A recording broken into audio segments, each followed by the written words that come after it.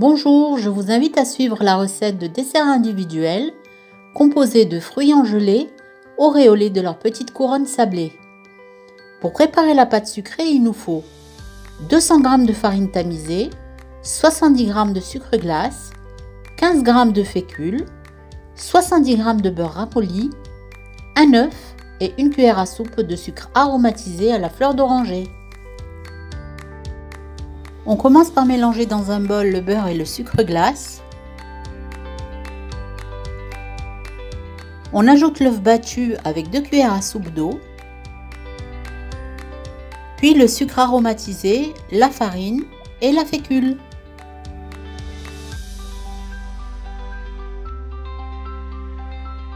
Et là, on n'a pas d'autre choix que de plonger la main pour bien malaxer la pâte et la rendre souple et homogène. Après un temps de repos au frais d'environ 1 heure, on divise la pâte et on étale le pâton sur le plan de travail fariné et sur une épaisseur de 2 mm.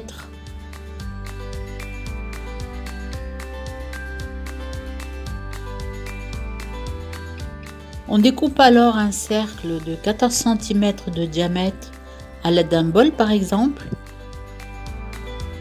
puis un deuxième cercle intérieur pour former la couronne.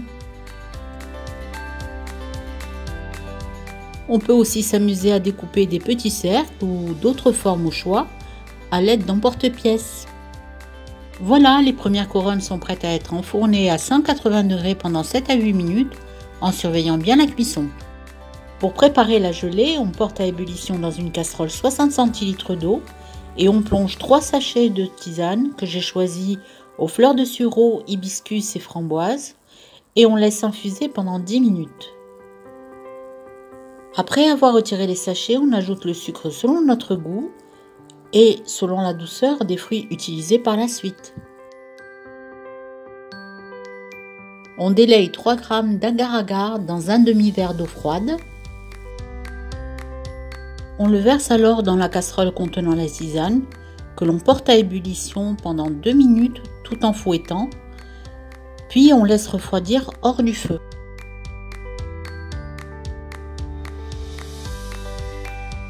En attendant, on prépare les timbales en détaillant les fruits de notre choix. Pour ma part, ce sera de la mangue, du melon, du kiwi, de la nectarine et des cranberries. On les dispose dans chaque moule en alternant les couleurs de manière harmonieuse. Versez généreusement la gelée encore liquide sur les fruits à l'aide d'un récipient avec un bec verseur. N'hésitez pas à tapoter le moule pour bien les imprégner. Il faut les réserver au réfrigérateur pendant au moins 2 heures, mais je ne résiste pas aussi longtemps. Ils ont une bonne tête, hein? Bon, allez hop, retour au frais jusqu'au dressage. Une fois les couronnes sorties du four et bien refroidies, on les habille d'un léger voile de sucre glace. On procède au dressage en posant délicatement la couronne au centre.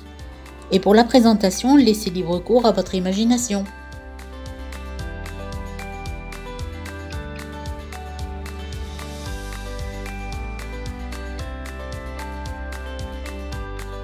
Je vous remercie d'avoir suivi cette vidéo et vous souhaite un très bel été avec d'excellentes dégustations rafraîchissantes.